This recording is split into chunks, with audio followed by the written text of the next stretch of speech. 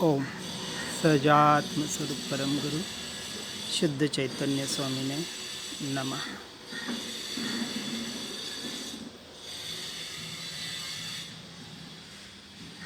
महापुरुषों की वैराग्य वर्षा को समझने का प्रयास कर रहे हैं। कह रहे हैं, जहाँ ज्ञान ज्ञान ज्ञान ज्ञान रूप रहता है, जो योग सार जी में बताया, सर्व जीव ज्ञानमय ही है और जो ज्ञानमय ऐसा ज्ञायक वही आत्मा मैं हूँ।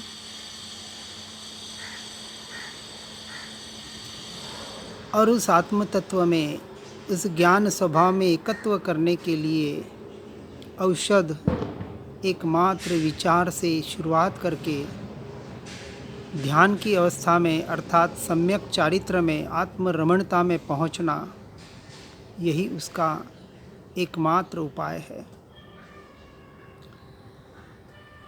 आत्मा पर में और विकल्प में भटकता है, वह अपने स्वभाव गृह में आकर रहे, वह सच्चा वास्तु कहा जाता है। वास्तु के नाम पर घर को किस दृष्टि में, किस दिशा में कैसे रखना, इस पर लाखों खर्च कर लेते हैं, परंतु फिर भी अपने कर्म को नहीं बदल सकते। अज्ञानी जीव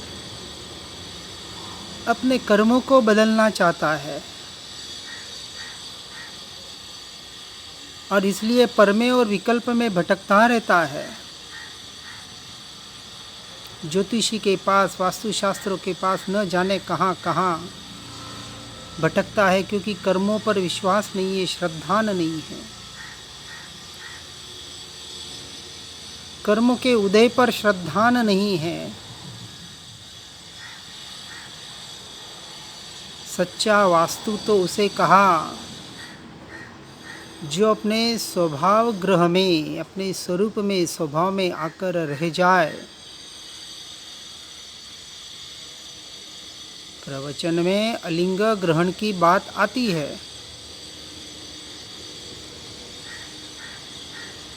किसी भी लिंग के द्वारा जो जिसकी पहचान नहीं हो सकती, ऐसा अलिंग यह आत्मा, यह जीव तत्व इंद्रियों से तो जानने में आता नहीं, परंतु इंद्रियों से वह जानता भी नहीं। दोनों बात को बराबर समझना। न इंद्रियों से जानने में आता है, न इंद्रियों के द्वारा जानता है। जो भी जानना हो रहा है, वह ज्ञान स्वभाव के द्वारा हो रहा है।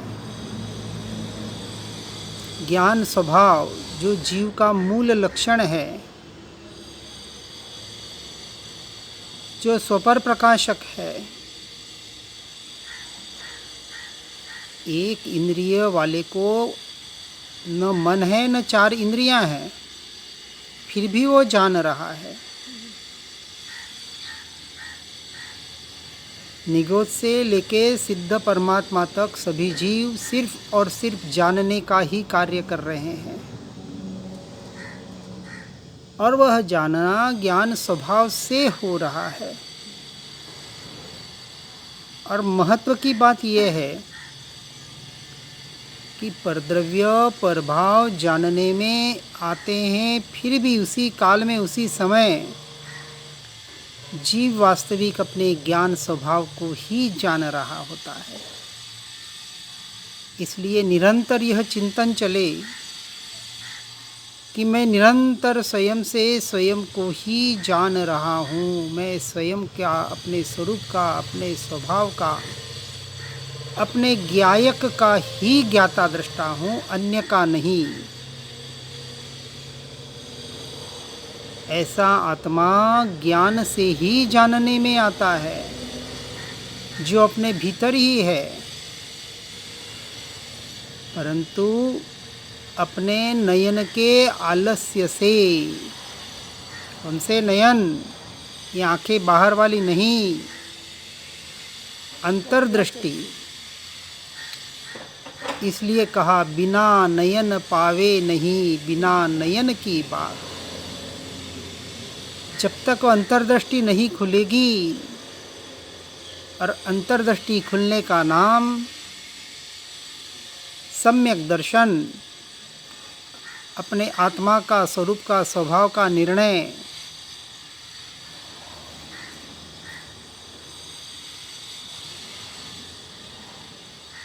और सबसे बड़ा प्रमाद ही यही है कि स्वयं स्वयं से दूर है, स्वयं को देख नहीं पा रहा है, जान नहीं पा रहा है। जो कुछ भी है अपने भीतर ही है, बाहर कुछ भी नहीं है। और ऐसे भीतर अपने स्वरूप और स्वभाव पर दृष्टि डालने वाला स्वयं को देखता रहे, स्वयं को जानता रहे,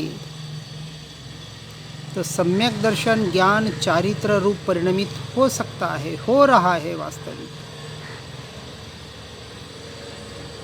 परंतु स्वरूप में, अपने स्वभाव में, अपने में दृष्टि न डाले और पर में ही देखता रहे, पर को ही जानता रहे, तो उसमें शांति कहाँ से मिलेगी? कभी नहीं मिलेगी। जहाँ शांति है वहाँ दृष्टि डाले, वहाँ स्थिर होने का प्रयास पुरुषार्थ करे।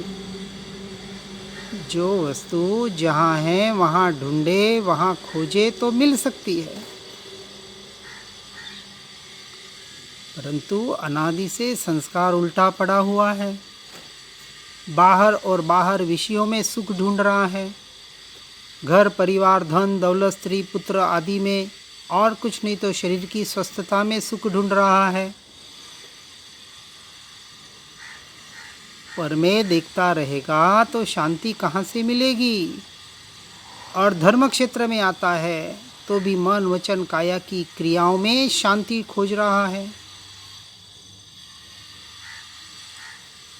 परमात्मा का नाम लेंगे, व्रत जप तप करेंगे, तीर्थ यात्रा करेंगे, फलाना करेंगे, करेंगे करेंगे, करने में लगा हुआ है, और जो वास्तविक करना था उसे भूला हुआ है।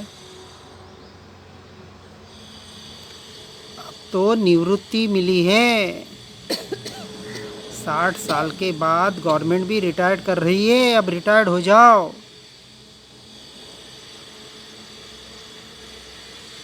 हम तो घर पे बहुत सुनते हैं, एक आध कमरे में बैठते हैं, सब करते, पर भैया घर नहीं छोड़ना हमें।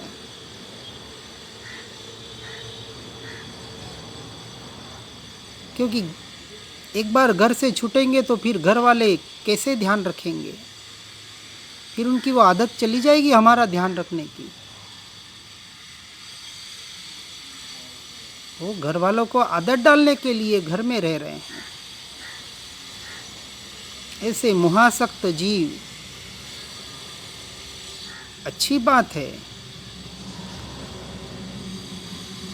कि कुछ नहीं से कुछ अच्छा कहा जाता है कि चलो इतना तो कर रहे हैं, परंतु जो इतना करने में ही संतुष्ट है वह अपने आप को ठग रहे हैं। इस मार्ग में संतोष नहीं, असंतोष ही होना चाहिए।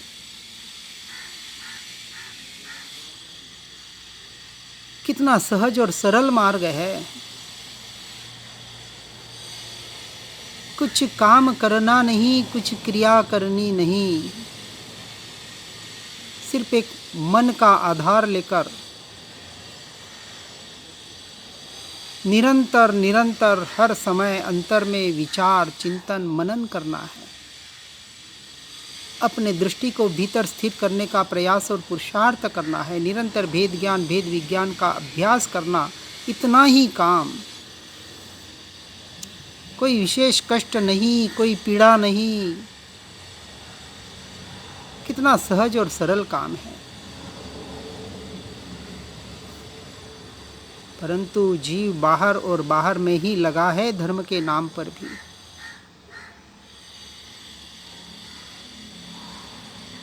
शरीर सूख जाए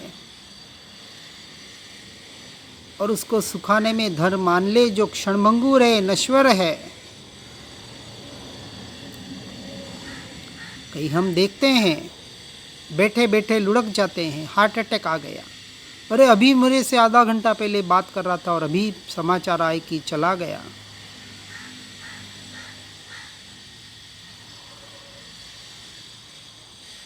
शूरवीर राजा हाथी पर बैठा है,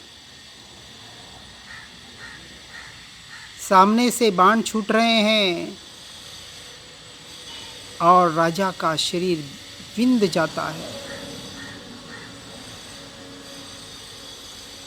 परंतु गिरता नहीं है। राजा ने सोचा कि अब शरीर टिकेगा नहीं। तब हाथी के हौदे में बैठा बैठा वह संयम भावना में लीन हो जाता है। कौन?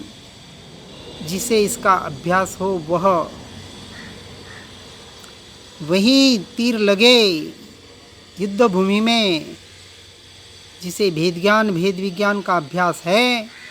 क्योंकि ऐसे शूरवीर क्षत्रियों का धर्म है, ये कायरों का नहीं है। वीरता चाहिए। वह राजा वहीं बैठे बैठे अपने आप अपने संयम भाव में, अपने स्वरूप स्वभाव में लीन हो जाता है। उसी प्रकार प्रतिकूलता एवं परिश्रमों के बाण पर बाण आ रहे हो, यह देहात्म बुद्धि छोड़ने का अभ्यास पहले से होता है, मरण के वक्त नहीं। जो कहे मरण आएगा तब देखेंगे, अभी तो पढ़ो सुनो बस काफ़ी है, और शरीर को बराबर टिकाओ। यहाँ स्पष्ट कह रहे हैं कि प्रतिकूलता एवं परिश्रमों के बाण पर बाण आ रहे हो, तथापि धर्मात्मा जीव पुरुषार्थ पूर्वक उनके सामने खड़े रहकर झेलता रहता है और अपने मार्ग से च्युत नहीं होता। सहन कर रहा है, लोगों को दिख रहा है, देखो कितना सहन कर रहा है, सर्दी गर्मी भूख प्यास। लेकिन सम्यक दृष्टि जीव, उसे इसकी महिमा नहीं है, क्योंकि उसने मन वचन काया की क्रिया को अपना मानना छोड़ दिया है। वह तो पुरुषार्थ पूर्वक उनके सामने खड़ा रहता है, अर्थात जिसमें सिर्फ और सिर्फ आत्मा का ही प्रयोजन हो, ऐसा पुरुषार्थ। उन प्रतिकूलता परिश्रमों से भेद ज्ञान भेद विज्ञान का जो अभ्यास निरंतर चल रहा था, उसके द्वारा वहाँ से दृष्टि हटाकर अपनी आत्म स्थिरता में, स्वरूप और स्वभाव की स्थिरता में, ज्ञायक भाव में लीन होने रूप अपने इस मार्ग से च्युत नहीं होता, गिरता नहीं है। ज्ञान स्वरूप आत्मा अकेला आनंद मूर्ति है, उसका लक्ष्य निरंतर रखना। ज्ञानी पुरुष बार बार यही उपदेश देते हैं, दे रहे हैं। अन्य कोई लक्ष्य नहीं, एकमात्र लक्ष्य कि यह ज्ञान स्वरूप आत्मा, अकेला मैं, ज्ञानानंद की मूर्ति सहज ही आंखें बंद होकर अपनी मूर्ति का आभास होता है। निरंतर उसका लक्ष्य रहता है। इसलिए हे ज्ञानी पुरुषों, हे भव्य जीवों, उसकी डोर कभी मत छोड़ना। ज्ञान रूपी डोर से उस गायक रूपी पतंग को पकड़ के रखना है। जैसे मकड़ी पानी में चल नहीं सकती, इसलिए अपनी लार से लार की डोर बांधती हुई सरसराती हुई ऊपर चली जाती है।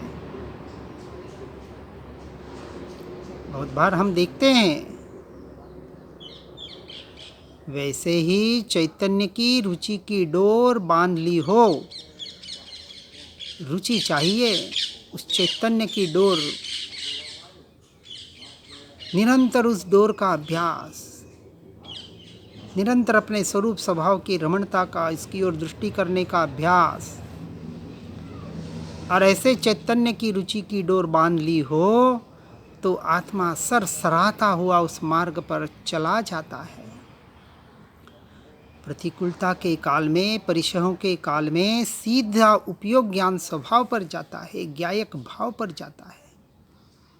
इसका ही तो निरंतर अभ्यास करना है। कैसा? तो सरसराता हुआ, जैसे कोई सर्प छट से निकल जाता है। शरीर के रजकण तो कहीं से आए और अब जाने लगे। बराबर अच्छे परिणाम रखकर जाना, भगवान का लक्ष्य रखना, भगवान को भाना। कौन से भगवान को? कौन से भगवान का लक्ष्य रखना? बाहर के भगवान तो अनंत बार पूज लिए। यहाँ कह रहे हैं भीतर भगवान, आत्मा, अपना आत्मा, मैं आत्मा।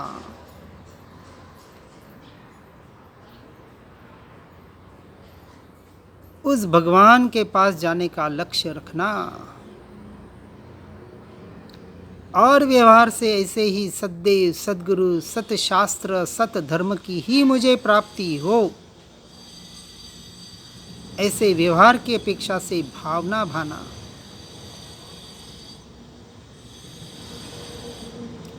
कि ऐसा सत धर्म, ऐसा परमार्थ धर्म ही मुझे प्राप्त होवे।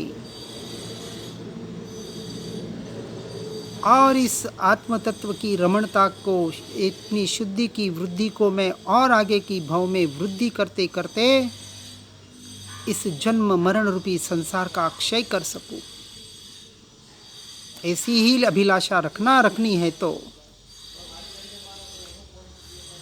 और कुछ भी करने जैसा नहीं है। समाधि मरण, सभी चाहते हैं समाधि मरण।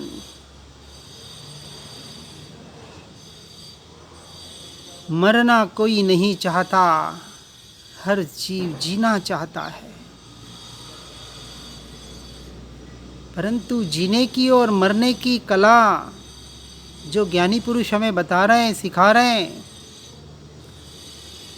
जीवन जीना तो भी आत्ममय जीवन जीना। और मृत्यु का काल, मृत्यु का समय, जिसे संसार मृत्यु कहता है, आ जाए तो भी जीने के लिए मरना।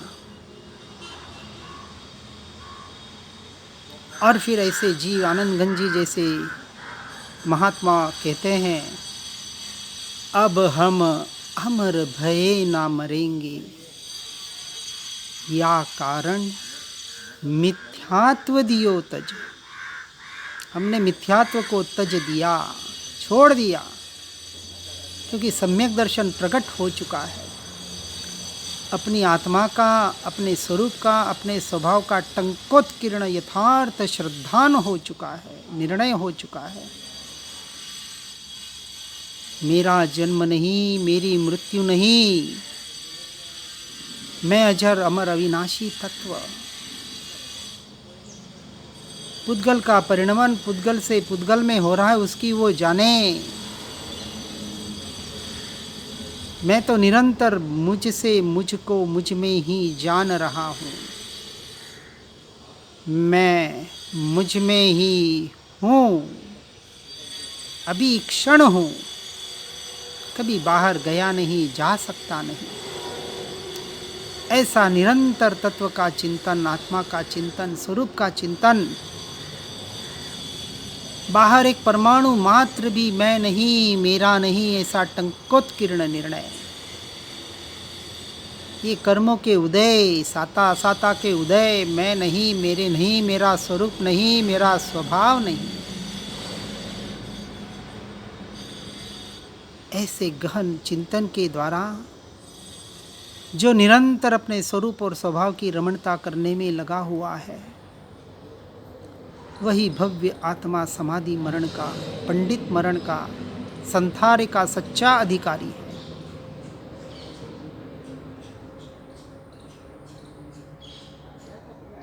परम आत्मा का स्मरण, यही तो परमात्मा का स्मरण है। भगवान आत्मा का निरंतर चिंतन, मनन, स्मरण, यही तो सच्चे भगवान का स्मरण है। और अंतिम क्षण तक इसी का निरंतर चिंतन, पठन, मनन, अभ्यास चलता रहे और हर जीव मोक्ष मार्ग में आगे बढ़ने का प्रयास और पुरुषार्थ करे। इन्हीं भावनाओं के साथ ओम नमः सिद्धम।